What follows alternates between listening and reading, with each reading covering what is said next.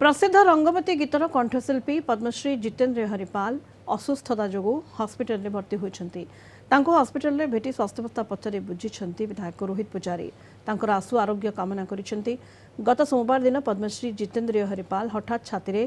जंत्रणा अनुभव करते हस्पिटाल में भर्ती कर बर्तमान स्वास्थ्यावस्था स्थिर रही जमापड़ी। एक तो जॉइंट पेन तार पूरे हार्निया और कफ रो शिकायत अच्छी किसी से लगे मुश्किल लगुच बिल्कुल और सबको बड़ जिनिस कहले याद हस्पिटाल सब किसी मोर जन्म सेप्टेम्बर 13 1947 सेप्टेम्बर 13 मोर नातीर जन्म से सेप्टेम्बर 13 गुटेर नाती पुअर ये मोर मिसेज के एडमिट कर 13 नंबर रूम से एडमिट होता। मैं आज पद्मश्री आमर जितेन्द्र हरिपाल आज्ञा को